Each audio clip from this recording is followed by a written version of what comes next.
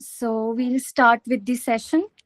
My name is Soumya and I will be the anchor for this session today. Welcome to the paper presentation parallel session 4B of the third International Young Folklorist Conference. In this session, we come together to listen to a diverse set of papers that explore themes of vernacularity, cultural memory, food traditions, ecological knowledge, and community histories, all of which contribute to the broader understanding of living traditions and Indian knowledge systems.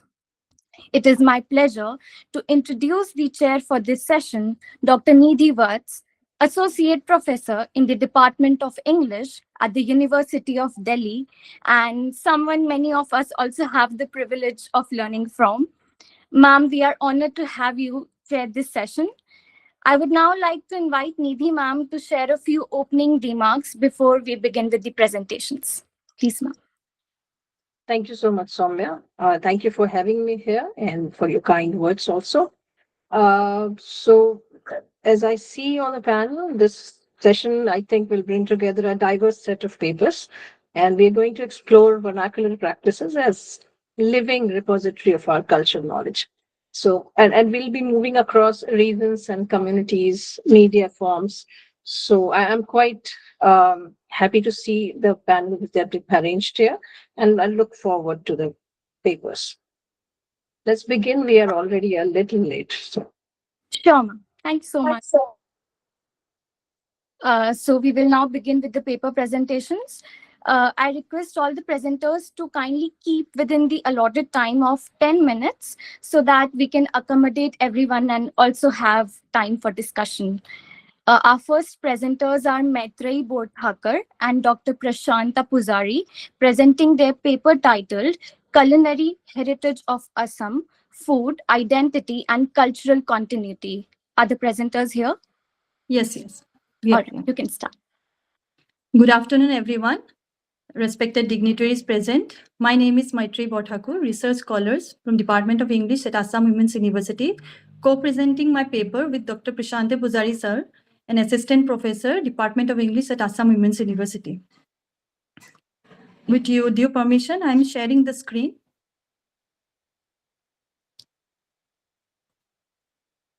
Yes, you can share the screen. Yeah.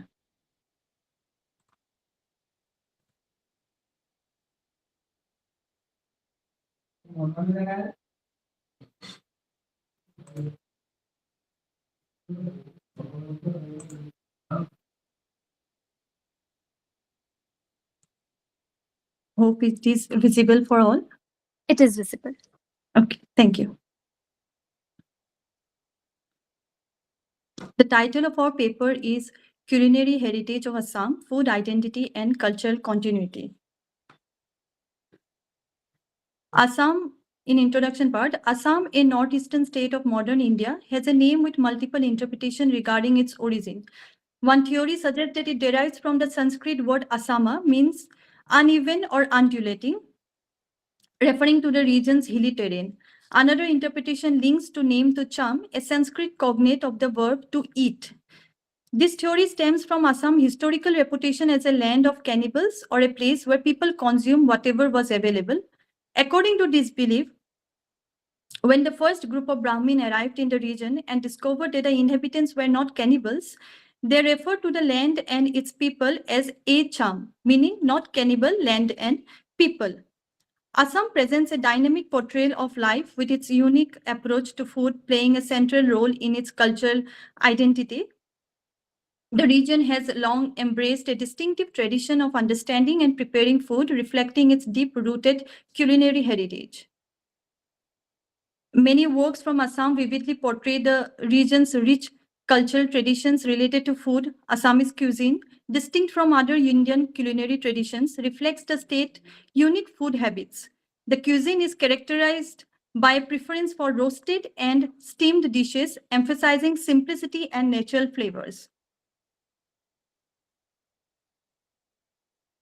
Rice serves as the staple food of Assam, with several unique varieties that highlight its culinary diversity. This include bora saul, which is called sticky rice, joha saul, aromatic rice, and kumal saul, no cooked rice, a traditional variety consumed as a breakfast cereal that requires only soaking in warm water instead of cooking. This rice variety is not only from an integral part of Assam meals, but also reflect the deep connection between food and logical agricultural practices. Additionally, Assam cuisine is distinguished by its extensive use of traditional fermented ingredients, which hold a significant place in the region's cultural and culinary heritage. The objective of this paper is to examine the diminishing cultural food tradition of Assam and their significance in shaping Assamese identity. It seeks to analyze the impact of environmental changes, urbanization, and societal shift on traditional food cultivation and consumption. This research adopts a qualitative approach to explore the representation of Assamese cuisine in literature, visual media, and oral narratives. It seeks to emphasize the medicinal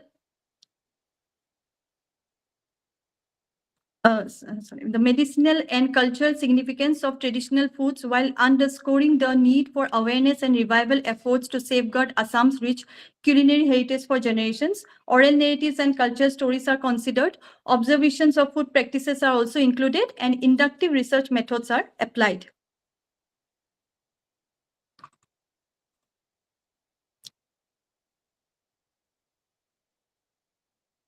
Oral narratives and visual media have provided valuable insights into Assam's traditional food, culture, and values. Jahanu Barua's Assamese film Firingoti offers a glimpse into this tradition through a brief yet impactful scene.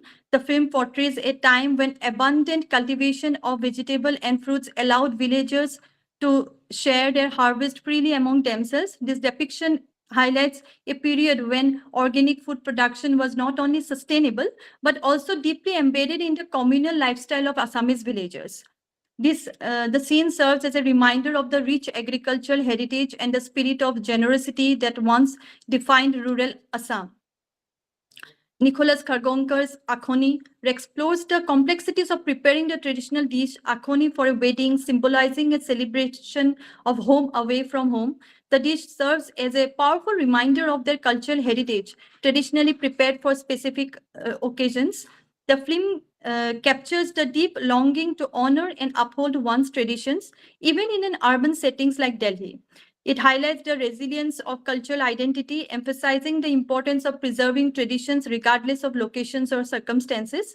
Due to the dish's strong aroma, the couple's friends must carefully plan and prepare it discreetly, underscoring the challenges and maintaining cultural practices in unfamiliar environment. The northeastern regions of India, particularly Assam, is renowned for its rich diversity of medicinal plants, flowers, and green leafy vegetables. Many of these plants grow naturally in the wild, thriving without the need for cultivation or human intervention. These wild edibles are not only safe for consumption, but also possess valuable medicinal properties. Here are some of the medicinal edible wild plants found in Assam.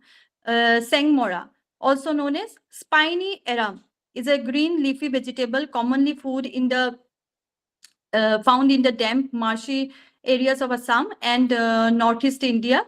This will edible plants flourishes in swampy regions and is prized for its medicinal properties, rich in iron, dietary fibers, and antioxidants. Sengmora is traditionally used to manage conditions like hypertension, diabetes, and anemia. It is also believed to aid in wound healing due to its nutritional profile. Consumed as a vegetable, it serves as a natural remedy for various health issues. Hoguni lota, also known as Malabar gulbil or giloi in Hindi, is a plant found abundantly in mixed forest, rocky valleys, sandy loams, and hedgerows, particularly in Assam. Recognized as a wild edible, it offers numerous health benefits. Traditionally, giloi is used to relieve heartburn, enhance appetite, manage diarrhea, and act as a potent antioxidant. During the COVID-19 pandemic, also, it has been seen that it gained widespread popularity for its immune boosting properties, becoming a sought after natural remedy. Peat bhringra, scientifically known as Eclipta alba, grows wild in swampy, marshy areas and wastelands in Assam, often found along roadside. This plant produces edible yellow flowers and is renowned for its benefits to hair and skin health. It is also effective in treating sore throats, particularly for curing tonsillitis. Bhedailota or Pederia fetida, commonly called skunk vine, is a wild plant native to Assam.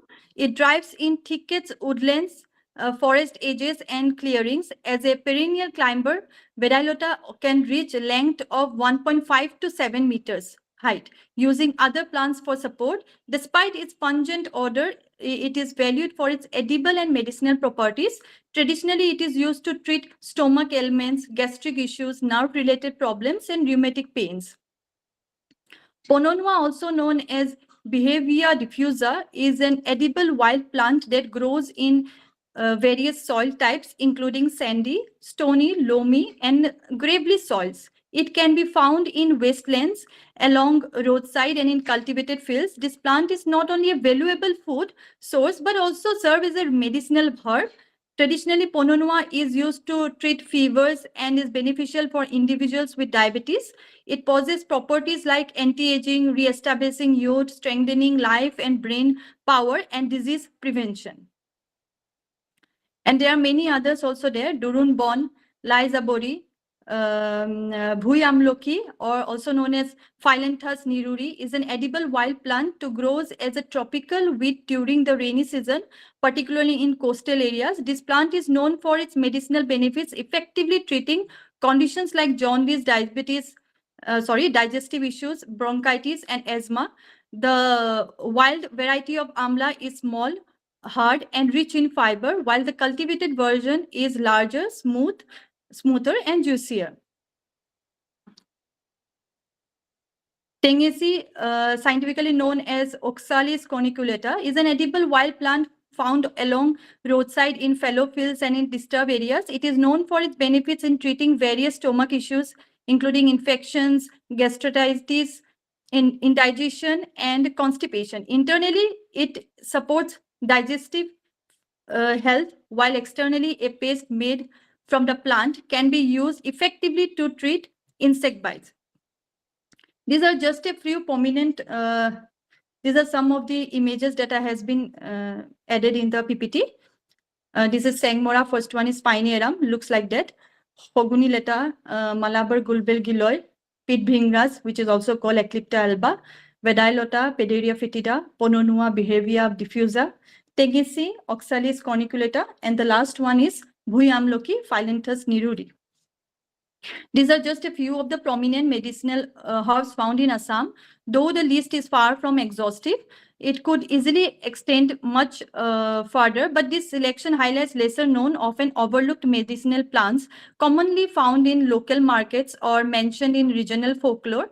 While many of these herbs are effective against a variety of common ailments, focusing solely on single use or generalizing these benefits does not fully capture the diverse therapeutic potential of these plants and flowers. But these challenges to traditional food culture is that the lack of environmental awareness, along with the rapid embrace of urbanization and convenience-driven consumption, plays a significant role in the decline and disappearance of traditional food practices. Traditional food products, often prepared within individual households, are rarely found on a commercial scale in markets. One of the major challenges in their commercialization is the limited awareness among native food handlers regarding hygiene and consistency standards. Additionally, shifting dietary habits driven by rising incomes, improved living standard, and an increasing preference for ready-to-eat food have further contributed to the diminishing presence of traditional cuisine. Seasonal foods hold a great significance across the 8 states of Northeast India, where many ethnic communities continue to preserve ancestral knowledge in the preparation of fermented and processed foods using natural ingredients. Fermentation is a hallmark of the region's culinary traditions, involving soybeans, bamboo shoots, local vegetables, meat, fish, and alcoholic beverages to create rich, tangy flavors. Particularly notable is the fermentation of rice to produce beer, a staple among tribal communities, highlighting the deep-rooted traditions and resourceful use of local ingredients in the region's food culture. The traditional cooking methods of tribal communities in Northeast India retain the authenticity of flavors, resulting in food that is both richer and healthier. Tribal kitchens are closely connected to nature, often featuring ardent stoves fueled by wood and dried leaves gathered from nearby forest. These stoves are are typically placed at the center of the cuisine with a suspended wooden structure hanging from the roof to store semi-processed food items. And in my conclusion, I want to conclude with the conclusion: food is a key aspect of community identity, and for the Assamese people, it plays a vital role in maintaining their unique cultural heritage, even within the broader context of Northeast India. The 8 states of the region each have their distinct identities and food traditions. The Assamese people's continued preference for traditional dishes helps preserve their customs and cultural practices. Despite challenges posed by environmental changes and modern work culture, which make it difficult for the community to fully embrace their traditions, the importance of preserving these roots remains undeniable. The one way to address this issue is to introducing these foods to younger generations. Future research could also explore in greater depth the traditional food culture that were once prevalent but have gradually disappeared over time. Thank you so much. Thank you so much for your presentation. Next, we invite Muskan Matania from Ravenshaw University, presenting Between Loss and Survival, Digital Vernacular Practices and Cultural Continuity in Contemporary India. Do we have Muskan here? Yes, ma'am. All right, you can start with your presentation. Good afternoon, ma'am. I'm Muskan Matania, and today I'm going to present my paper entitled Between Loss and Survival, Digital Vernacular Practices and Cultural Continuity in Contemporary India. When a grandmother's folktale becomes a meme on Instagram, has it disappeared or has it simply changed its form? This question unsettled me while writing this paper. And from that discomfort emerged the central argument of my work. I argue that folklore in the digital age does not vanish, it survives, but through adaptive transformation. For clarity, I have approached this discussion in 4 moments. First, folklore as civilizational memory. Second, historical disruption. And third, digital meditation and hybridity. And finally, digital archiving and survival. Let me begin with memory. Folklore is not merely storytelling. It is civilizational memory. It is lived experience, because folklore, as we know, it is oral storytelling method. It carries dialect, ritual, and ethical imagination, emotional continuity across generation. Unlike official archives, folklore survives through repetition and participation. It is lived memory, but the memory has never existed in stability, because it depends on the retaining power, and it also changes from generation to generation. It adds something, and it gets hampered by this oral tradition. If we briefly look at history, we notice that folklore has repeatedly faced disruption. Colonial modernity imposed linguistic hierarchies, privileging certain languages while marginalizing others.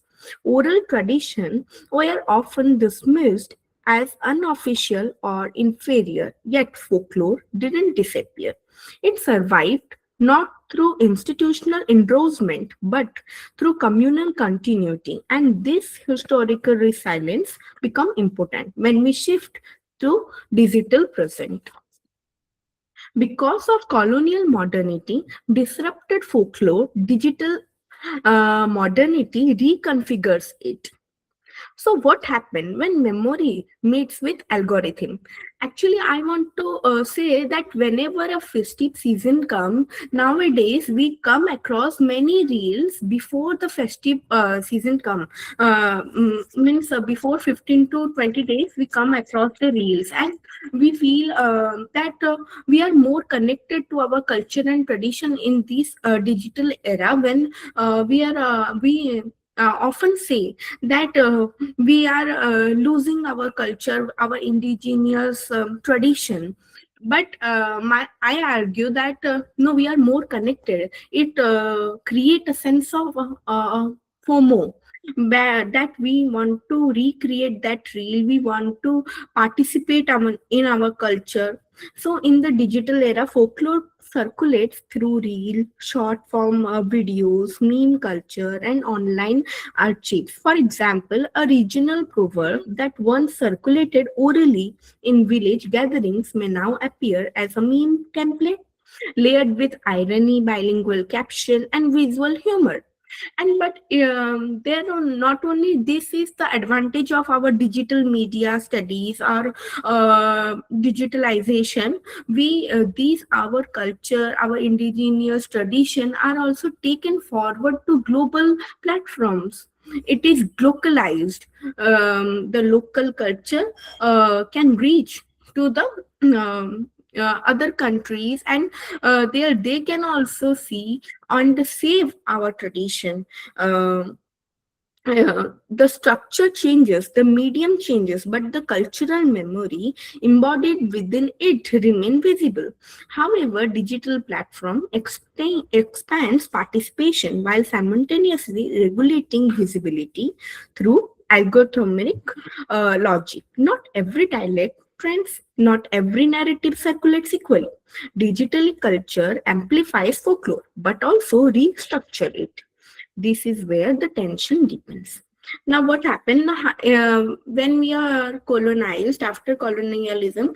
Then we are in between this. You can see the African culture. They are in between. They are confused that what is their indigenous culture. They are not able to root it to their own indigenous culture, nor they can adopt the Western culture. So that in betweenness, we are also taking this our culture and tradition in this digital era. It is also a form of resistance, that we are resisting that our culture is also with us, and we are also proud of our culture, and we are taking our culture digitally in a global platform also. What we see emerging is hybridity. Local dialect merges with global English, traditional motif interact with contemporary aesthetic. This is not degeneration, it is adaptation. Culture doesn't survive by remaining pure, it survives by remaining responsive. I argue that hybridity becomes a strategy of cultural endurance in digital space. Then become another dimension of this transformation is digital archiving. Today, folklore is recorded, indexed, catalogued, and stored in searchable database. What once ephemeral or flying now can be preserved. But when folklore becomes metadata, something shifts. It moves from embodied performance to archived content. So the question becomes, does digitization extend folklore's life, or does it freeze it into a static data? My paper doesn't resolve this tension, definitely. Instead, it situates folklore within the ongoing negotiation. To conclude, folklore in this digital era is neither purely endangered nor purely secure. It is negotiated, it is meditated, it is reshaped. Yes, it is vulnerable to commodification. Yes, it is filtered by algorithmic visibility, but it is also amplified, reimagined, and circulated beyond geographic boundaries. According to me, between loss and survival lies transformation. And perhaps transformation is not a compromise, but the very condition of survival. That's all. Thank you. Thank you so much, Muskan, for your presentation. Now, Our next presenter is Himashree RV, research scholar from Christ Team to be University, presenting Mnemonic Prosthesis, digital ontologies of folk memory in Telugu and Malayalam Ramayana cinema. Do we have Himashree here? Yes, I'm here. Can you hear me? Yes, we can. With your permission, I just want to share my screen. Sure, please. Is my screen visible? Yes, it is. Good afternoon, everyone. Before I'm actually Himashree Avi. I'm a research scholar at Christ Deemed to be University, Bengaluru. Before I begin my presentation, there is just one small question that I like to ask. How many of you have encountered the Ramayana through a film or a television adaptation rather than just original transcript or original text or live performance tradition? You can just raise your hand as if you have encountered. Okay. So we get to see there is a shift from live performance and textual tradition to screen-based experience. And this is exactly where my research paper explores, like what my research paper is exploring. How cinema becomes a space where folk memories and cultural traditions are preserved, transformed, and circulated. As you can see, my paper is titled Mnemonic Prosthesis, a digital anthologies of folk memory in Telugu and Malayalam Ramayana cinema. My paper examines how regional Indian cinema preserves endangered folk performances tradition, especially those connected to the Ramayana. Many traditional forms such as Yakshagana, Kuchipudi, Kathakali are declining due to urbanization and digital media changes.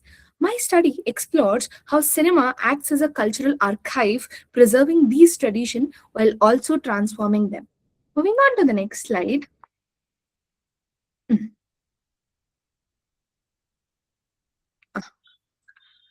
So coming to the main research focus of my paper, I'm comparing two of the different films as to explore the findings. My paper compares two films from different cinematic tradition. The first one to begin with is Sri Ramarajyam. If most of them have seen this beautiful picture, where the main cast is the famous Balaya from Telugu film industry. It is produced by Bapu, where it is a devotional commercial cinema. Whereas coming to Kanchan Sita, a 1977 Malayalam film by G. Arvindan, it mostly explores minimalism and ecological philosophy. Although both films adopt the Ramayana, they use very different cinematic approaches. Sri Ramarajyam uses a devotional spectacle where Rama is portrayed as the ultimate being who is worshipped and who is there is a lot of devotional approaches and touch going on in this particular picture.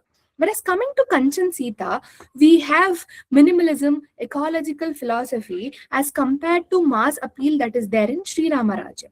So to explore or to come to the basic conclusions, I have used three theoretical framework. My first theoretical framework, I have used communication accommodation theory by Howard Gills, where he explains how communication adjusts to audience through either convergence or divergence strategies. The way each people take down or each gets the theme or moral or all kinds of the notion that the producer want to portray to the audience is either in a convergence or a divergence strategies. That is explained by Howard Gill. So this is the first theoretical framework that I'm looking at for this particular paper. Coming to the second, I'm using Bakhtin's concept of dialogism, where he helps me analyze how multiple voices like folk traditions, scriptures, cinema, practices, how these interact with the films and come up with their own strategies or ideology that can be then coded down and made into a structured format. Coming to the third theoretical framework that I'm using for my particular paper, I'm using Ronald Barthes' theory of mythology, where he says how cultural meanings become naturalized through visual structures or visual symbols, like how the representation of the blue color of Rama in the picture, the Sri Ramarajam in Telugu, denotes a very there is a connotative and denotative meaning. All these can be explained, or all these can be noted down by Ronald Barthes' mythologies. So these are the three theoretical framework through which I'm looking at my paper. Coming to the methodologies that I have chosen, my paper uses comparative textual analysis of both films. I examine critical cinematic elements such as mise-en-scene, gestures and performance style, cinematography, sound and music, editing rhythms, or editing rhymes also, where I see these films and I analyze how folk performance traditions are translated through cinematic language. And my main research objectives are how each film's convergence and divergence strategies negotiate with the audience relationship while also preserving endangered performance epistemologies like either Yakshagana, Kathakali, Bharatanatyam, or all those things, and how each cinema reveal the heteroglossic space wherein folk voice, scriptural authority, and cinematic language engage polyphonic negotiation. Next, my third objective is how they expose a second order signification process that naturalize competing ideologies, devotional spectacle versus ecological restraint as culturally inevitable formations. Coming to the fourth objective of my paper, it documents how specific folk traditional or folk performance elements such as kuchipudi, gestural codes, then we have temple darshana aesthetics, Kathakali, Nritya Drishtis. All these are encoded within the cinematic text, and their transformation through medium-specific codes are reached in a different way on how each and every audience perceive. Next, coming to the last objective of my paper is to analyze how digital platforms such as YouTube, Netflix, or OTT platforms, or any kind of archival sources or restoration sources, create divergent afterlives for folk tradition, amplifying some elements while also marginalizing the others. That means recently we had this Kantara picture that was very popular in South Indian cinema industry, where few of the elements was taken and then commercialized for certain industries. Like food industry came into food industry that adopted these mythological or folk customs or practices came into being, and which was commercialized and which gained profit. In the same way, there was also the clothing industry or few other industry which boomed using the folklore or customs or tradition that the folk uses. So I am also trying to explore how this is possible with these two cinemas. Coming to the next slide, the key findings of my paper are: in Sri Ramarajam, the film uses convergent strategies to connect with mass devotional audiences. Like, for example, the film emphasizes the coronation sequence, which mirrors temple darshana rituals. It incorporates kuchipudi dance gestures and kirtana musical structures along with Bharatanatyam performance. The performance style of Rama uses iconic stillness and devotional frontality, reflecting traditional bhakti aesthetics. So we get to see how particular screen appearance can be connected with the audience using the devotional aspects like temple darshanas or the dance gestures, all these things. So through digital circulation, especially YouTube distribution, these folk elements reach millions of viewers, allowing cinema to function as a mnemonic device for cultural memory. In contrast, coming to Kanchan Sita, which adopts a divergent strategy,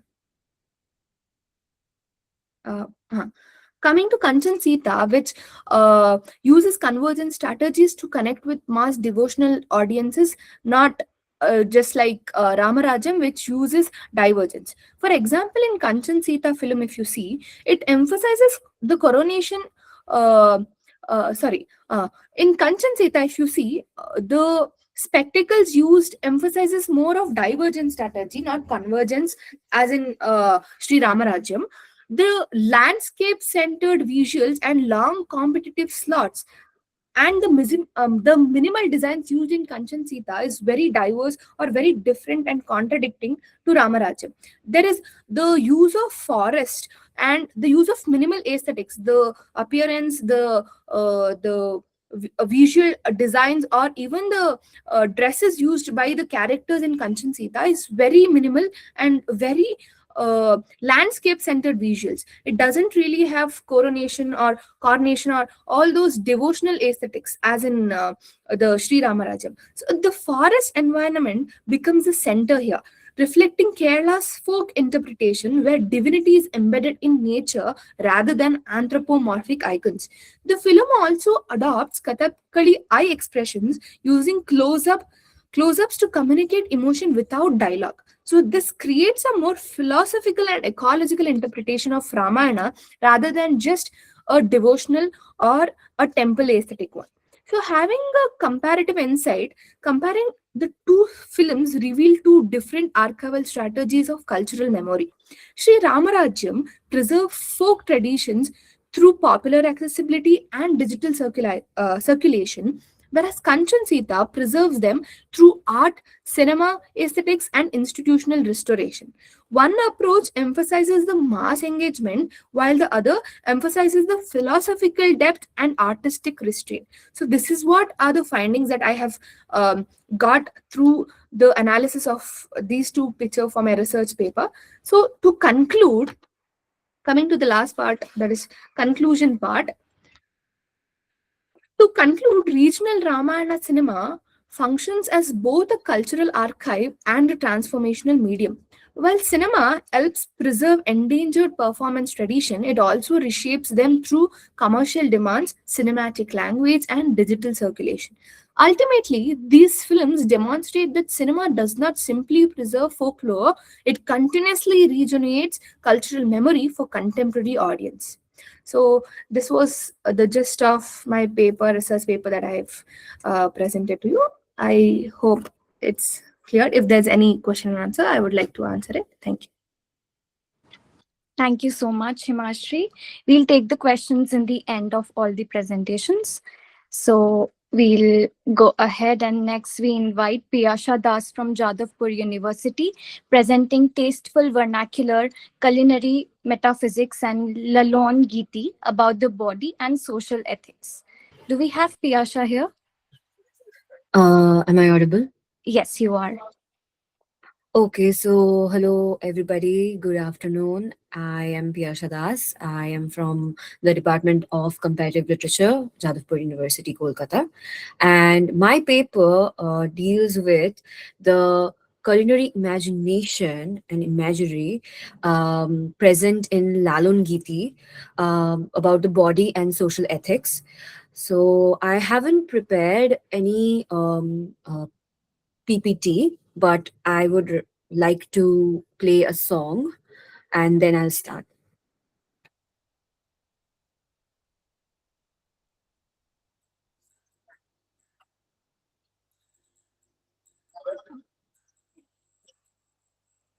Am I audible? Yes, you are audible.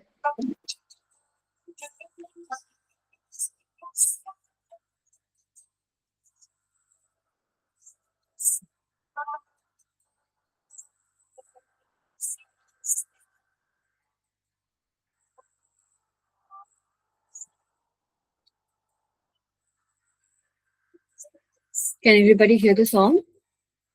Actually, the song is not that audible. If you can present the screen and maybe then play it.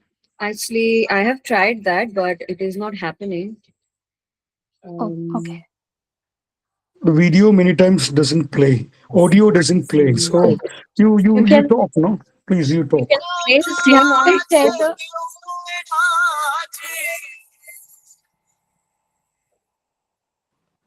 Yeah, it was audible.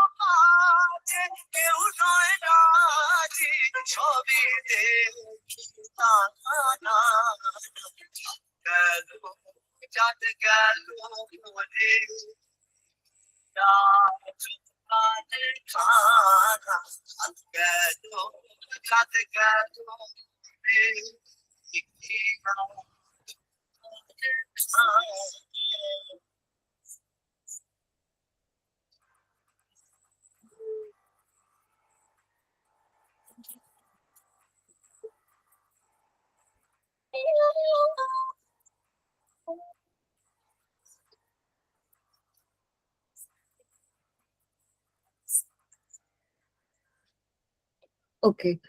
I hope everybody heard a little bit of that song because this song is the main content of my research paper. I'll start with my paper. Food has always been more than a material necessity. It functions as a cultural signifier that reflects social hierarchy, religious beliefs, and system of knowledge. In the cultural history of Bengal, culinary practices are deeply intertwined with questions of caste, purity, and community identity. Within this socio-cultural framework, vernacular traditions such as baul music have played a crucial role in challenging rigid social boundaries and offering alternative epistemologies rooted in everyday life. Baul songs often employ metaphors drawn from ordinary experiences, philosophical and spiritual insights. Through these metaphors, Baul philosophy defies the relationship between bodily experience and spiritual realization. The Bauls are mystic minstrels from Bengal, dated back to at least the 15th century. The word is believed to have originated from the Sanskrit word vatul, meaning unusual or mad. They are known for their embodiment on philosophy of love, freedom, and the divine soul. The Bauls were mentioned earlier in the 15th century, including texts like Chaitanya Bhagavata and Chaitanya Charitamrita. This folk tradition emerged from the negligence of the lower caste people from the Brahminical rituals and to develop a path to spirituality with simplicity. Also, it can be traced back to the medieval period where Bhakti movement was emerging, emphasizing on the presence of God through the art of music and dance. An important role was played by the oral tradition for the transmission of these culture for centuries and until the end of 19th century, rare events of documentation were observed. This community of folk artists were against the idea of keeping a standard record of lifestyles, practices, or beliefs. Hence, many scholars have tried to analyze the historical background and significance through their songs.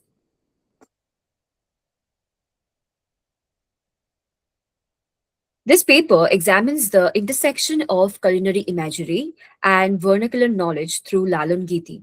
The compositions articulate themes of humanism, mysticism, and spiritual introspection while simultaneously critiquing social structures such as caste hierarchy. Food imagery is in these songs became a significant symbolic device through which the body desire and social regulation are negotiated. The song Jad Galo Bole exposes the contradiction embedded within caste based food taboos and questions the rigid notions of purity and pollution that structure everyday social practices. Lalan Fakir is one of the most celebrated figures in the Baul tradition of Bengal. As a mystic poet, singer, and philosopher, he composed hundreds of songs that explores questions of spirituality, human identity, and social equality. His philosophy draws from a blend of Hindu bhakti tradition, Sufi mysticism, and local folk practices, creating a spiritual framework that resists rigid religious and caste boundaries. Lalon's songs were transmitted orally through Baul practitioners, making them an important component of Bengal's vernacular knowledge systems. Within these compositions, everyday experiences, especially those related to the body, food, and labor, which are transformed into philosophical metaphors. By incorporating familiar culinary imagery, Lalon makes complex spiritual ideas accessible to common audiences while simultaneously critiquing social norms. His songs frequently challenges the caste system and the strict dietary rules associated with it, exposing the contradictions that arise when notions of purity and pollution govern social interactions.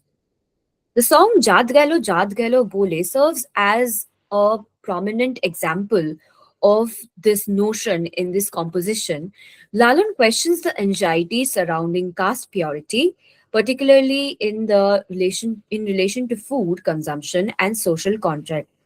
By highlighting the absurdity of such restrictions, he reveals how caste identity is socially constructed rather than spiritually meaningful. Through this, Lalon proposes a humanistic worldview in which spiritual truth transcends social divisions. Now, the title of the song is Jad Galo Bole. And the literal translation of Jad Galo is the caste is lost.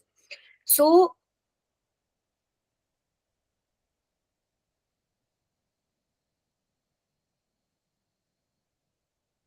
caste has historically played a crucial role in shaping social interactions and cultural practices in South in Asia, particularly in relation to food consumption and commensality. Within the traditional caste hierarchy, food is often categorized according to notion of the purity and pollution, determining who can cook, serve, or share meals with whom. These practices reinforce social boundaries by regulating everyday bodily activities such as eating and drinking. In the cultural context of Bengal, such dietary regulation became a visible marker of caste identity and social status. The lyric of this song mainly justifies the act where a person from a lower caste background cannot share food or cannot sit in a particular place with another person from the higher castes, and they cannot even share the same water from a pond or a well or any sort of water bodies. Like the touch, the body is shown, the body and the touch, and the whole concept of untouchability was already present, and Lalon Fokir wanted to break that linearity and that mentality of people that lower caste people are untouchable.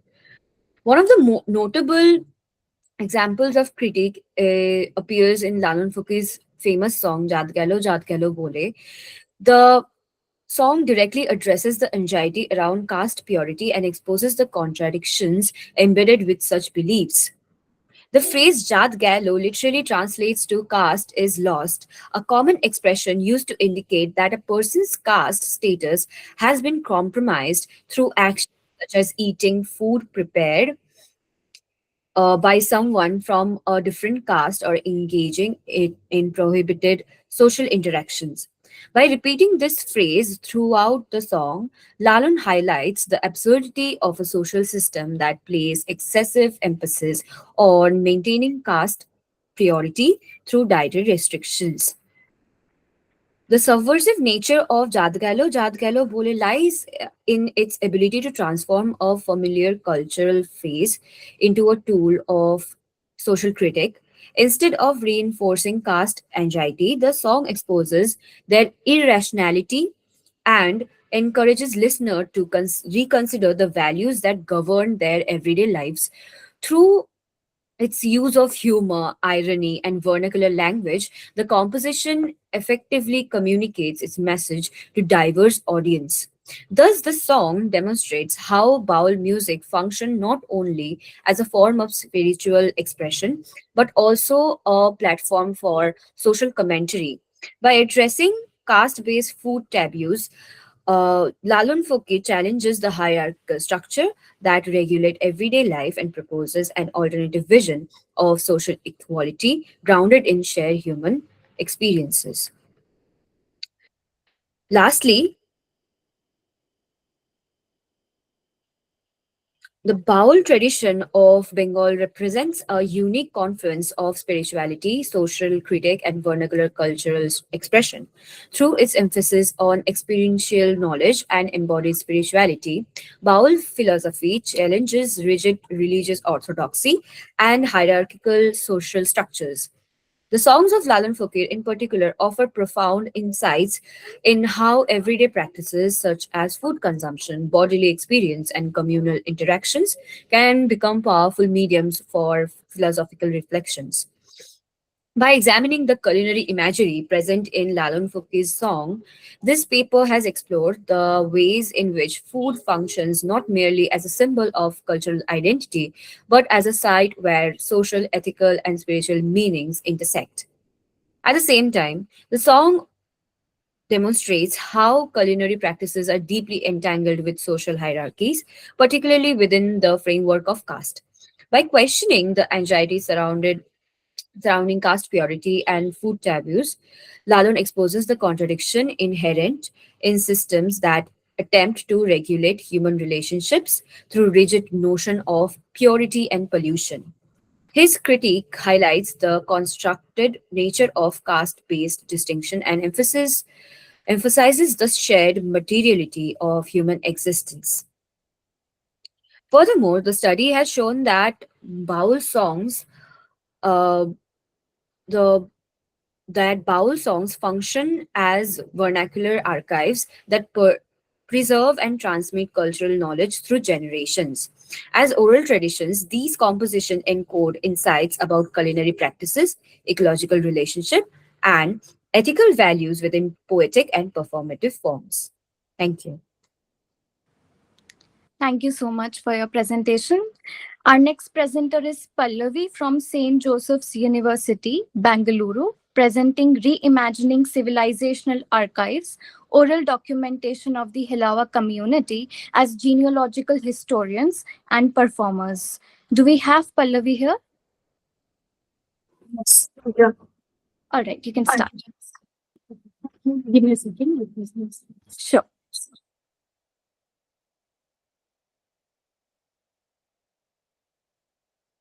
Are my slides visible? Yes. Thank you.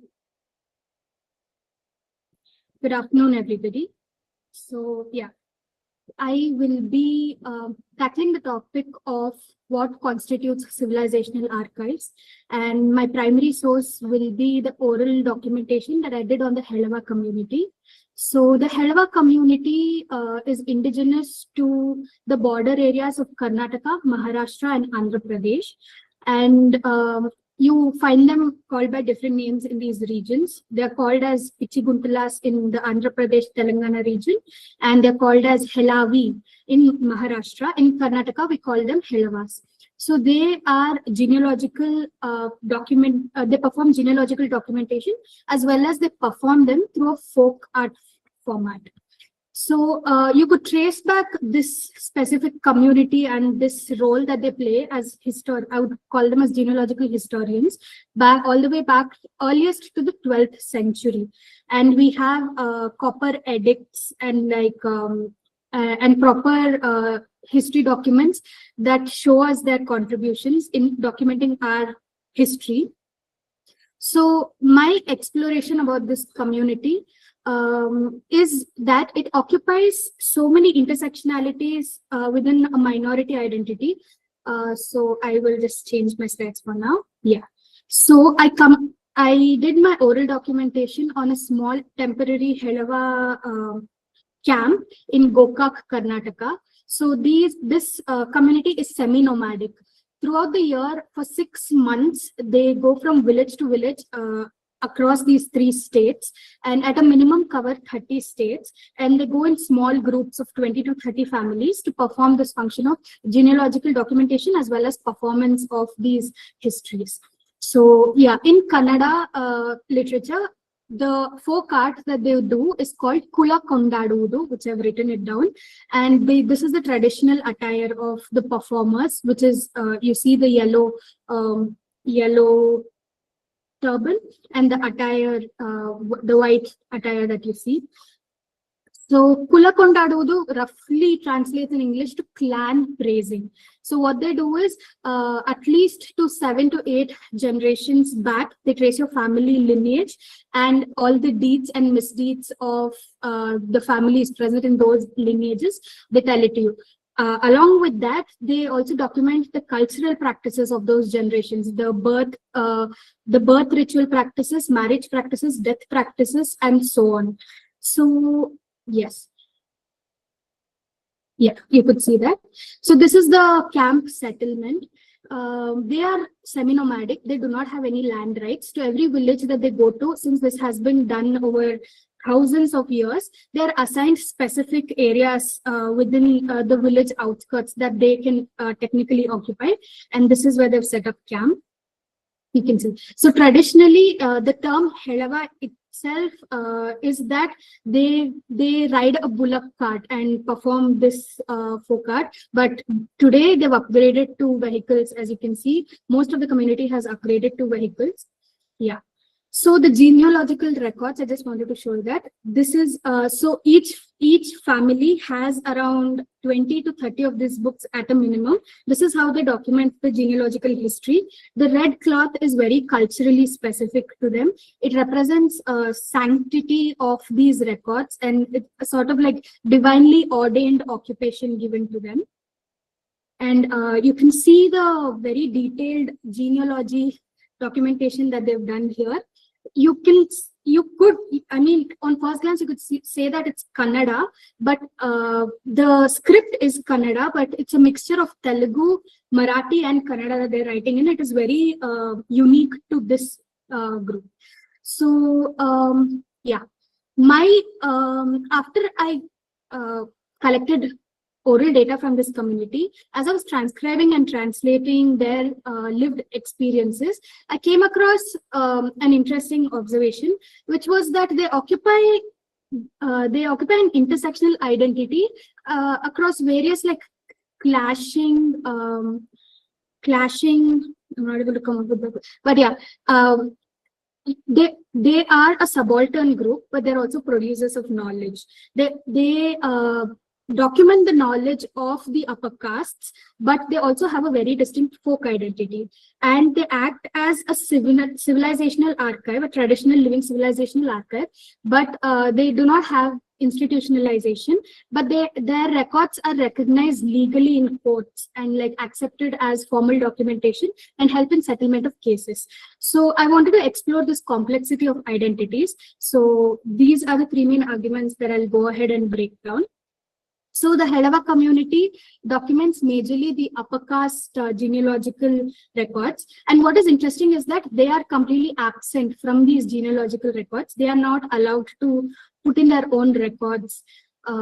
So Gayatri Spivak, in her seminal work, Can the Subaltern Speak, defines the subaltern as somebody who's entirely left out of the major discourse in their true authenticity. Rather, they're so completely erased that a version of them is constituted by the hegemony, and this version is what survives and is reiterated. But when applied to the Helava community, they occupy a very unique position where they are a subaltern group, but they're also producers of knowledge of the dominant community. So here they're literally constructing this hegemonic discourse. So this is like two oppositional identities, but within it, I was not able to find any large ways through which the Helava community is able to assert influence. Since they're still operating within the hegemony, they still have to sort of assimilate, and they represent the knowledge that they're creating is represented through the dominant lens. But this is not an absolute situation, because as we know, cultural practices in lived reality, they are a site of negotiation and resistance. It is not complete assimilation. So the second point that I would like to bring up is that although they are documenters of the major castes, the dominant castes, they have a distinct folk identity, and through this they assert a sort of like very important influence on how this hegemony is documented and represented. So according to Deleuze and Guattari, there are three major definitions that that literatures need to meet to be called a minor literature. First is deterritorialization of language. The second is that every work of writing of that minor literature needs to be inherently political. And third, that a collective community identity is foregrounded over individual identity. I think both the folk art form as well as the folklore of the Hedava community meet all these criteria, and I posit them as a minor literature. And that as a minor literature, inherently, if you define something as a minor literature, they're offering a form of resistance to the dominant narrative. So let me just break down how I notice this. So even though they are just performing the genealogy of a dominant group, what they do is the folk art that they used to do it is inherently theirs. It isn't derived from anything else. So they use techniques that sort of both resist as well as only in this particular context, they minimize the power of the dominant narrative. One such example would be that within dominant Shaivite culture, of which they're part of Lingaitism, the use of excessive deification, excessive demonification of mythological and godlike figures is very observable in epics as well as the lores of the dominant community. There is a very deliberate distance that is created between the humans and the godlike structures as well as other mythical figures. There is no sort of identification that you can find between like the humans and the figures that are represented. But here, through the genealogical performance, what they do is the Helava community, this sort of deification, demonization, they sort of normalize it in every narrative. Every deed and misdeed of every generation of the family is told in a major epic narrative way, where it is where the deeds are deified, the misdeeds are demonified. So in one way, I think it changes, it sort of democratizes this sort of use of this technique.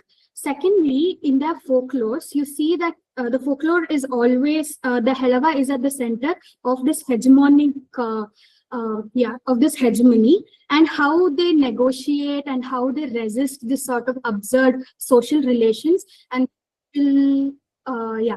okay, I'm running through. So lastly, even their folklores basically foreground a community identity, and I think that is why they could be identified as a minor literature. Lastly, the one important point I wanted to make is that it meets all the criteria to be a civilizational archive. It is in certain cases, it is recognized as a civilizational archive, but for this community to survive, because right now it is struggling a lot, it requires institutional recognition as a living archive and as a folk art. I would say that it is almost urgent, because their material realities are very challenging as of now. And my position as a researcher from the dominant community, there were certain research ethicalities that I hadn't considered that I had to grapple with specifically over here. And I think that is also another important conversation to have, which I will extend in my future papers. So thank you so much for this opportunity. Thank you.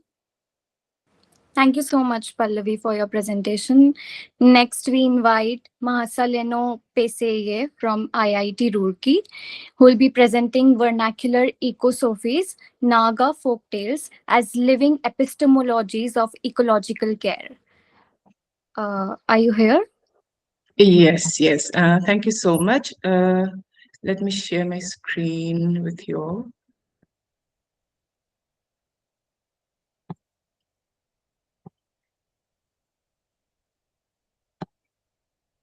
Sorry for the technical glitch. I am not able to share my screen. If you want, you can go ahead without it as well. Without the screen as well? Yeah. I don't know. Wait, let me just try just one more time. If you can share my screen. Yeah, thank you so much.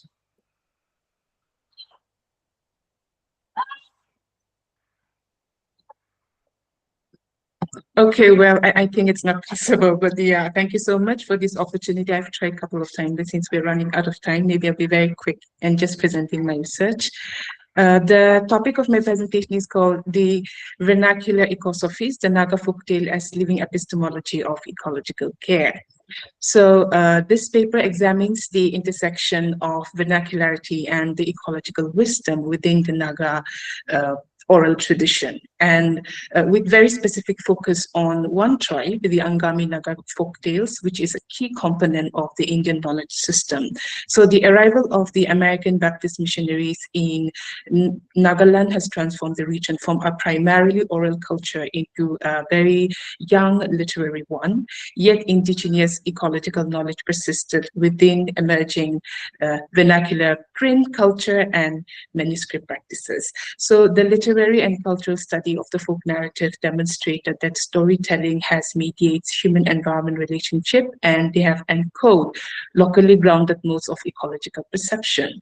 So when we're talking about vernacular ecosophies, it is also important to discuss about traditional ecological knowledge, which also refers to a cumulative body of knowledge, practice, and belief evolving by adaptive processes and handed down through generations by cultural transmission about the relation of living beings, including human as well as non-human being in one environment.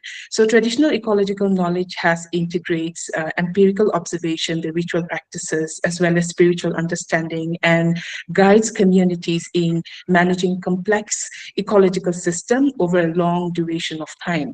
So in the Naga context, which is the focus of the study today, traditional ecological knowledge has formed a vital strand of the Indian knowledge system, which has structured our everyday decision about cultivation, about hunting, about forest use, about the ritual observations, while also shaping the narratives that the traditions has continued and that will encode in the ecological epics. So in this paper, I have foreground Arne Ness' theory of deep ecology, and he has interpreted that folktales are an expression of vernacular ecosophy and ecological selfhood.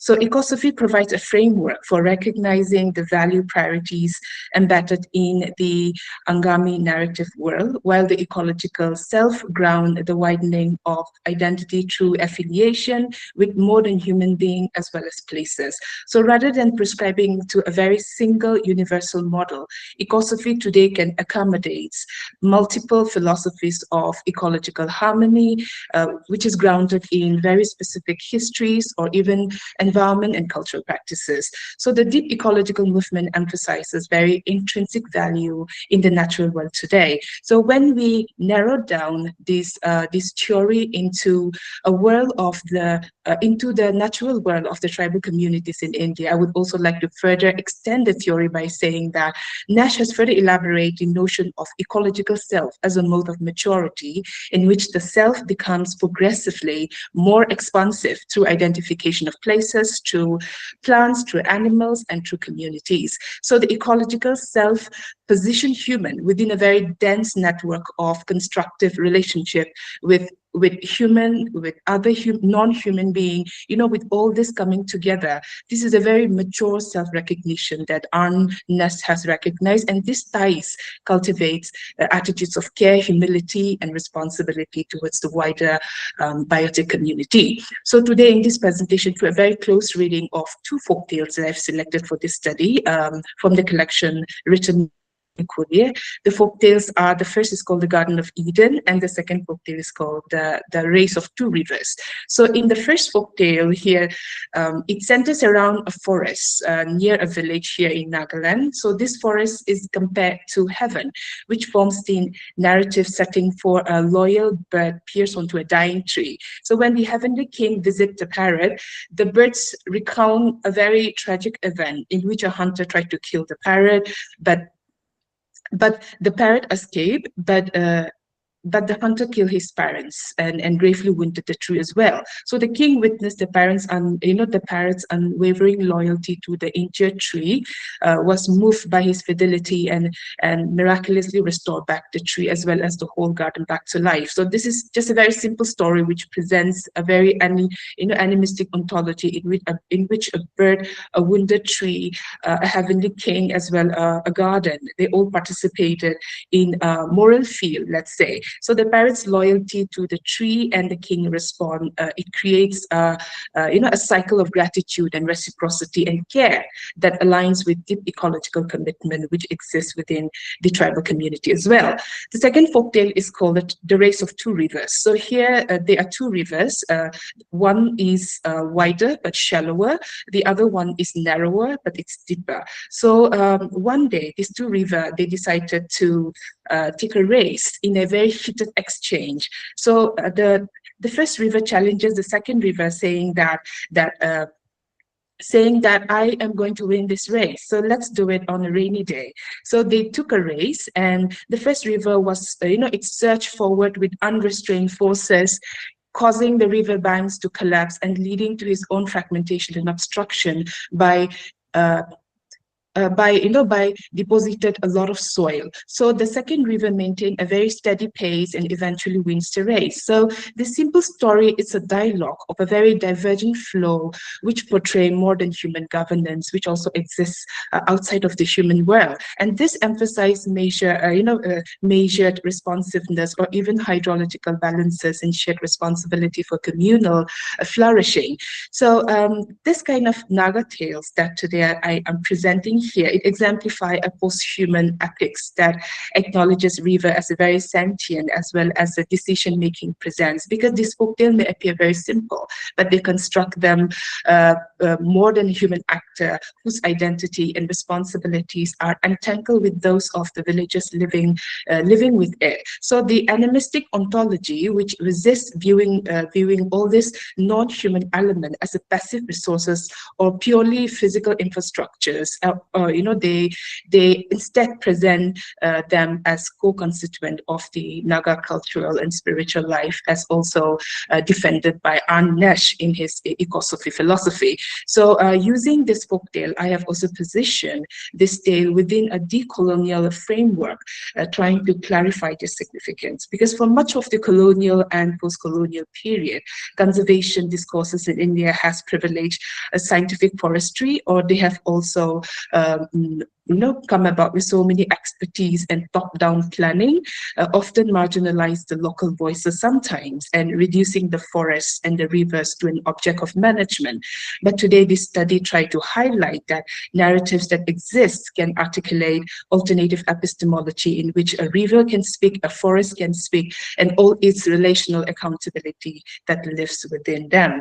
So treating this folktale as vernacular ecosophies contributes to the decolonization of conservation discourse, also by positioning all different, marginalized communities who has an epistemic authorities on ecological relations, and by foregrounding this place-specific relational obligation to land as well as water.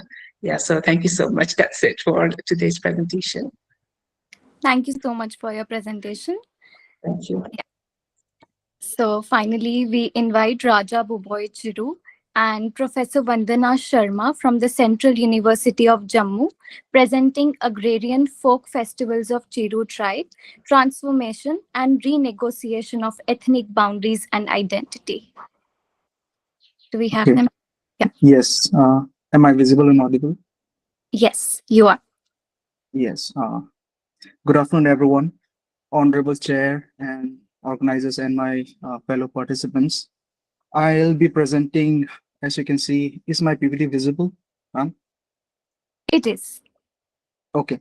So the title of my paper is called Agrarian Folk Festivals of Chiru Tribe. It talks about the transformation and renegotiation of ethnic boundaries and identity. So first of all, not much of us would be knowing about this tribe which comes within the Naga ethnic group. And so let me go to the next slide. Yeah. So as you can see, this Chiru tribe is one of the 25 indigenous communities, and there are 33 scheduled tribes in Manipur, and it is one of them. And it comes on the Naga ethnic group of Manipur, and it has villages in Assam also. So the key cultural elements there are various forms of folklores that we have. It is unique and rich. So they are folk tales, origin myths, folk songs, proverbs, unique material culture and so on. So a brief discussion on this tribe has been done by T.C. Hodgson in one of his books called Naga Tribes of Manipur. And as far as some of the Indian critics who have talked about this little known community, little known tribe of Manipur is by Tarak Chandra Das, who published a paper titled Some Notes on the Economic and Agricultural Life of Little Known Tribes of Eastern Frontier of India in the journal called Anthropos. So these two festivals that I am about to talk is that of the agrarian festivals that are related to sowing and harvest of this particular tribe. My research would focus, it aims to investigate the transformation of these folk festivals post-conversion and examine them as a living cultural text through which ethnic boundaries and identities of these people are enacted, renegotiated with the changing context. So in the Northeast, diverse Northeast ethnic groups take immense pride in their folk traditions and festivals, which are integral parts of their ethnic identities. So sustenance of these ethnic identities of these ethnic groups depends on the continuous reenactments of these folk traditions and rituals during these folk festivals.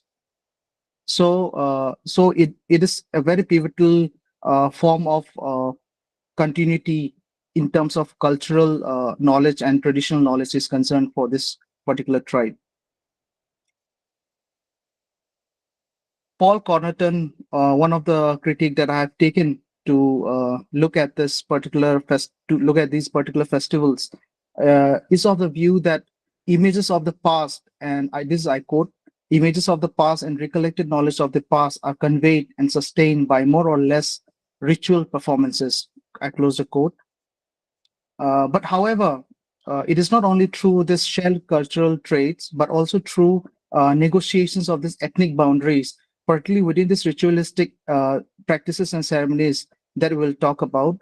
So according to Frederick Barth, it is the ethnic boundary that defines the group and not the cultural stuff that encloses it. So it is not only the cultural, the ritual and the cultural content of this particular tribe, but the boundaries that they set during these festivals is of utmost importance.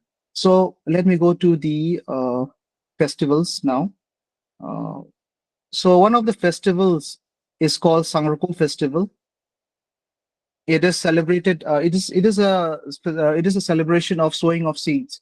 So as you can see on my presentation on the screen, so it is a festival which is celebrated in the month of March and March or April, and it is during this festival, the whole village, the whole community comes together, and there is a dormitory or institution called Ser Inn, which is decided by the village authority, the village chief, who is called Kulakpa, and some of his members, which are called Tangwa, who are the bearers of, who are the office bearers of this particular dormitory. So there a sacrificial ground is made and chosen, and certain rituals of animal sacrifice and incantations are performed by a priest of harvest and prosperity called Sangpu. So Sangpu is the title given to this particular priest who conducts all these rites and rituals during this festival. And during this festival, after those rituals are done, after this annual rituals of animal sacrifices done, so the blood of this animal sacrifices that are collected are poured upon the fields of this fields of the community agricultural land, and where the whole concept of doing this process is that to pacify and to gratify the organisms, insects, or any living creature that that has been displaced or that has been killed during this practice before the sowing of seeds, where the agricultural land is burned. And this so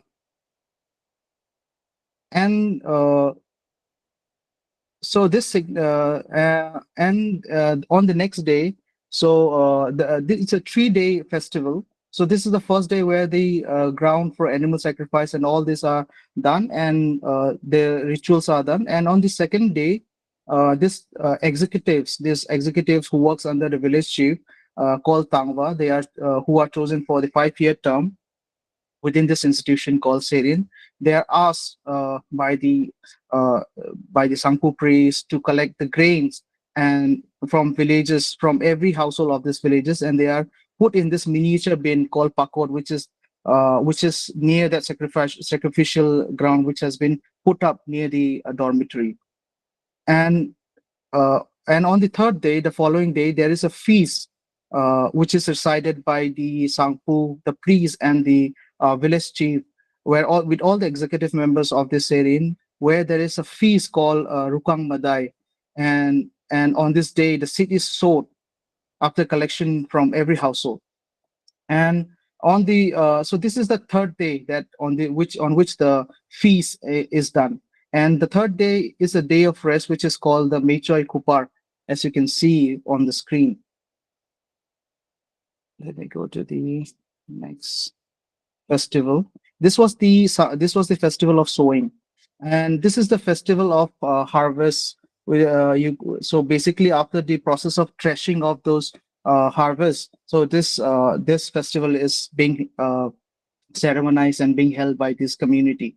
So the second festival, Sangpu festival, is a festival of harvest, where the village elders and this Sangpu priest, who is the priest of harvest, who worships, who basically is the follower of the god of agriculture, god of harvest and prosperity.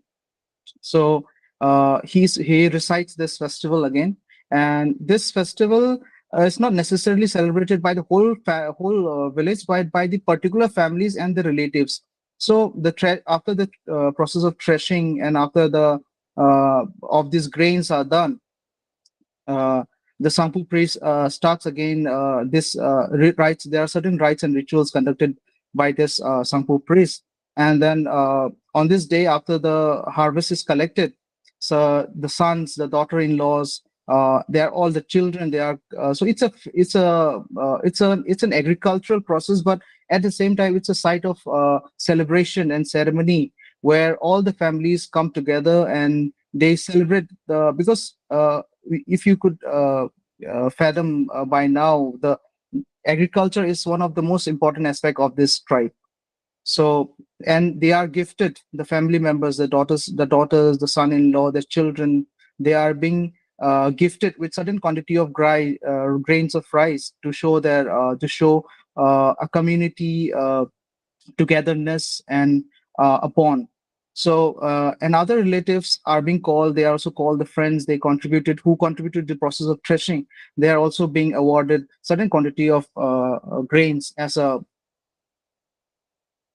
Okay, so this is the festival. So some of the theoretical analysis that I've got, since there's a paucity of time, I would not totally go to the details of what I have come across. So Paul Connaughton, as I've said, I would rather quote again. So the author argues that images of the past and recollected knowledge of the past are conveyed and sustained by ritual performances, and performative memory is bodily. So it goes beyond the intellectual practice of folkloric forms. So it is the bodily enactment of these customs, traditions that are being what is being of essence in these festivals. And about the ethnic identity and the boundaries that I've talked about. So Frederick Barth, the ritual roles played by the Sangpo and the Tangwa executive members and the participation of the families, it denotes the idea of us and them. So there is a clear boundary which is set. It's a social boundary which is set during the performance of these festivals. So, and one thing I've talked about is that of the transformation post-Christianity. So it could be easily observed that these rituals of animal sacrifices, due to the coherence of time, these practices are no more performed. But even then, there's a feast that is being conducted yet not animal sacrifices done, and there's a community feast. The Sangpu priest is now replaced by the Christian pastor, you could say. So these are some of the transformation that we can see in these communities.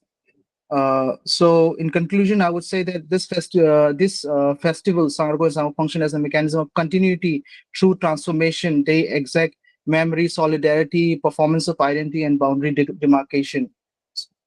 With this, I would like to conclude my paper. All right. Thank you so much, sir. Okay. Thank you to all the presenters for their engaging and insightful papers. I would now like to invite Nidhi ma'am to share her comments and reflections on the presentations. Thank you so much, Soumya. The presentations were pretty good, some of them specifically. I have noted down my comments here, and as we know, the session brought together papers that examined vernacular practices as living repository of cultural knowledge. They're spanning food cultures, digital media, cinema, oral traditions, folk tales, and also agrarian rituals. So together, the presentations highlighted how vernacular traditions negotiate continuity and the transformations within changing cultural and technological contexts. So first of all, Dr. Maitreyee's presentation, it offered a perspective on Assamese culinary culture, shows how indigenous food practices function not only as markers of cultural identity, but also as repositories of traditional knowledge. It was, I think it's sort of under-discovered field. Then we have Ms. Muskan's paper. It examines how folklore adapts within the digital age, though I think some work can be done on this. She argues that the vernacular traditions survive through digital mediation. I agree with that, but still a lot of work to be done on this. We have Ms. Himashree's RV's paper. This explores cinema as the mnemonic medium that preserves and shapes folk memory through comparison of two films. One was Sri Ram Rajyam, other was Kanchana Sita. And she employs contrasting cinematic strategies. While the comparison is quite stimulating, it's an ambitious project, it also raises questions about the comparability of films from different linguistic and historical contexts. We have Miss Piyasha Das's paper. She reads Lalon Geeti through lenses of culinary metaphysics, linking food and the body and social ethics. While it opened an important discussion on caste-based discrimination and other things, the argument could benefit from deeper substantiation on culinary practices as well. We have Ms. Pallavi SP's field-based studies. It's quite painstaking work. So it highlighted the Hellebuck community as genealogical historians and custodians of regional civilization and memory, and also foregrounds their oral traditions as significant cultural archives.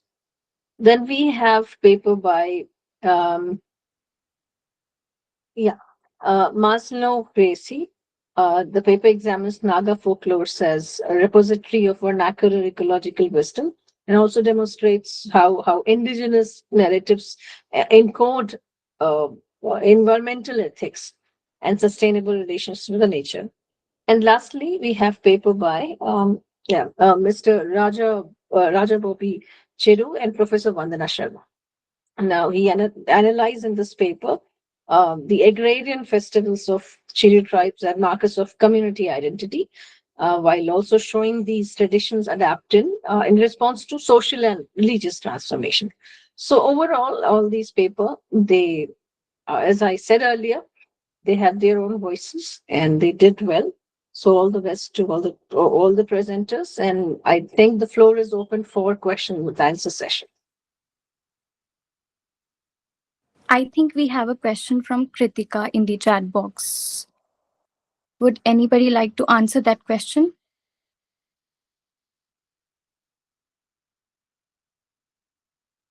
Kritika, do you want to read it?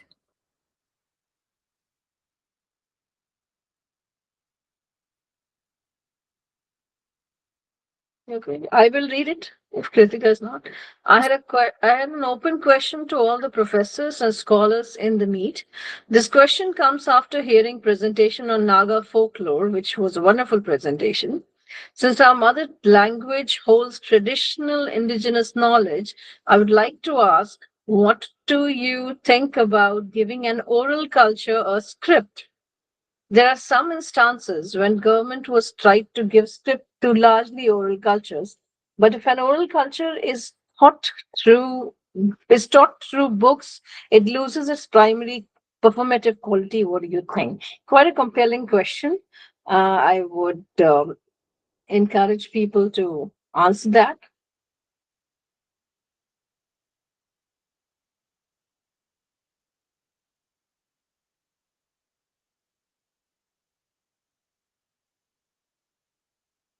If someone wants to answer this question, you can go ahead, please.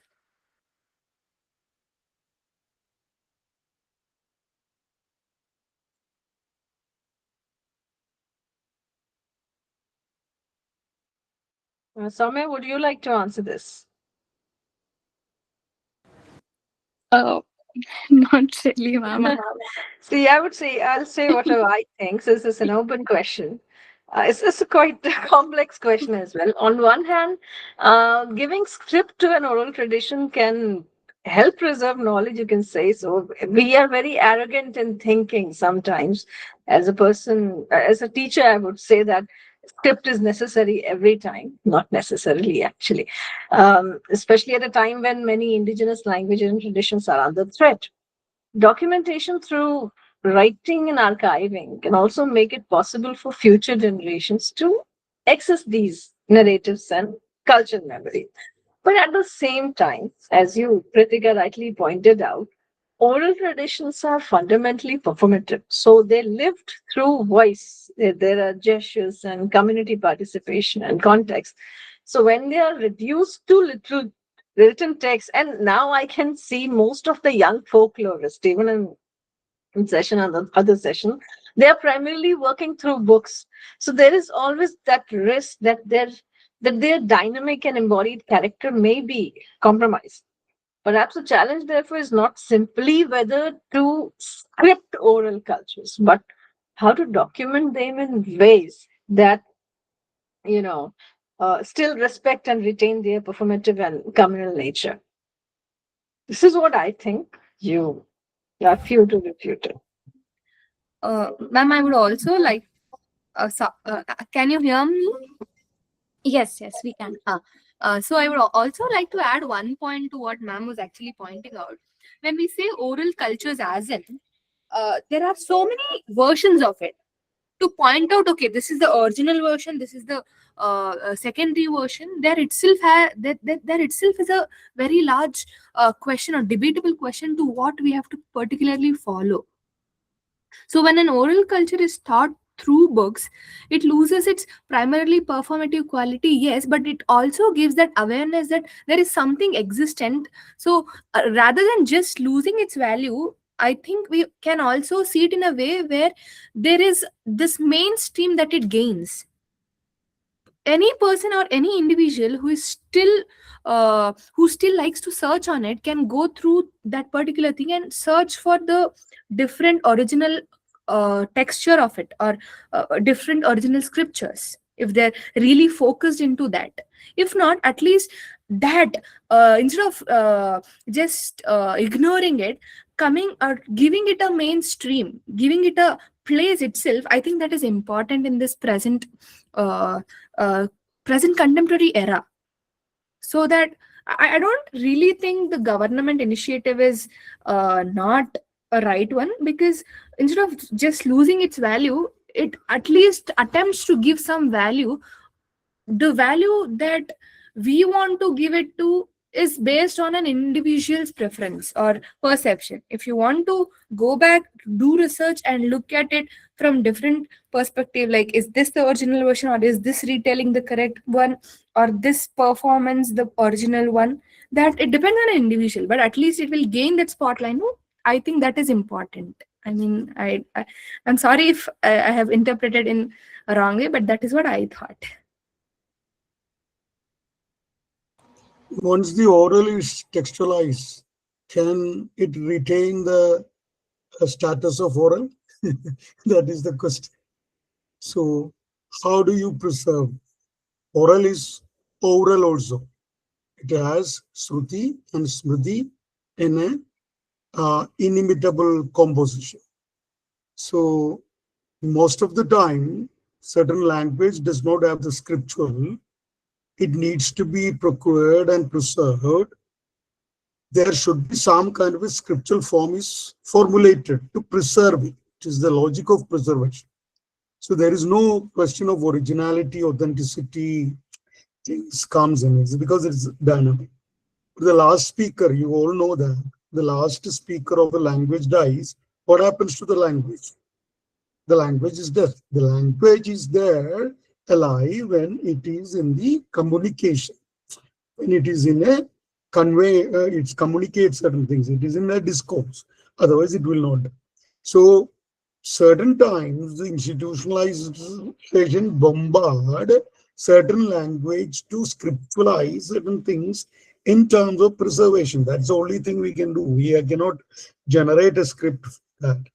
So otherwise, all India Radio kind of institutions, document it orally and keep it in the digital tapes. But again, if a language in use, in its dialectical variation, in its context specific cities, then only it will communicate. So the question is relevant, but the method needs to be a kind of a possibility to this thing, to preserve it. So that's what is happening. It's not only the textualization. What is happening to the text now? People are no more reading the text. No. People are doing what? People are getting more often into the visuals. People are often into a kind of a moving visuals. People are always into multiple pluralistic hypertextual needs. If you really put, you people, what is happening to us now, this generation, we are not even reading the books. We are putting the books or the PDFs or the videos into the notebook LM and trying to generate certain kinds of, flashcards, podcast, or whatever. It's a professional thing. What is happening? It's something like the transmission and the transformation of the communication mediums are changing. I can simply ask you, like earlier there was a paper, ma'am has correctly said, how can you compare Ramarajyam with Kanchana Sita? Both are in two historical planes, two dialectical planes, two philosophies. One is a very neorealistic film, one is a very commercial film. So how do you compare? So, but you are trying to compare using a thread of Ramayana, both as an indication to the Ramayana. That's one of the reasons. So, okay, I am not deviating. So this is something like that. So we are losing quite a lot of languages because what is happening is a kind of a homogenization is happening. And I'm posing the question, what was happening in the earlier days was we were all able to see a film for 2 hours, 2.5 hours. Now also people are bungy watching some of the series, but that's a different logic, but very few. Then there was an idea that every film within a span of 21 minutes, something should happen. That is a civil idea of commercial success. In 21 minutes, something happens, then you continue seeing that film. Nowadays, the reels are the entire, the visual language with all kind of BGM, sounds, acting, all kind of things. Put together, they are competing with 21-second reels. Nowadays, the students or the present day community or the connoisseurs can only watch a 4K film. That is the major issue. If something like a Kanchana Sita, do you think that people will watch a Kanchana Sita in a film which is shot in an older, ARRI camera, a single camera with a Ramarajyam, which is shot in a little bit of a multiple kind of digitality and plurality or whatever it is. So it's like that is kind of a change is happening. So it is the time gets shrink, the possibility and availability gets shrink. the textualization gets manifold. So what's happening? The happening thing is the scapes of orality definitely gets shrink. So the major duty for us is to really look back with a reverence and somehow encode it in order to make a legitimized way of preserving it, to think that there were languages. That's the only thing we can do. But it's a wonderful thing to ask always.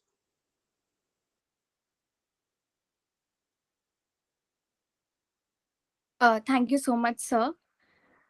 We also have a few comments and questions in the chat box from Yati and Debashri.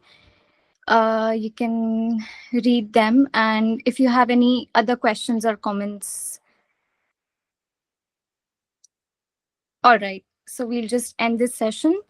And as we come to the end of this session, I would like to take a moment to express our gratitude to everyone who has contributed in making this discussion so engaging and meaningful. I would like to sincerely thank Dr. Nidhi Vats for chairing the session and guiding us with her thoughtful reflections. Your insights have truly enriched this session for all of us, ma'am. I would also like to thank all the presenters for their enriching contributions and our audience for their attentive participation. Lastly, a very, very special thanks to Debashri for being the reporter of the session and Yati for managing the tech so well, and the entire session team for their support in ensuring the smooth conduct of this session. Thank you so much, everyone. Thank You you. can join. I would like to thank our moderator, Soumya, for facilitating the session with very great efficiencies and clarity, ensuring that the discussions move smoothly and that each presentation receives some thoughtful attention. Thanks so much, ma'am. Thank you. There are still sessions to come. Please do join from 2:30. Okay. Yes.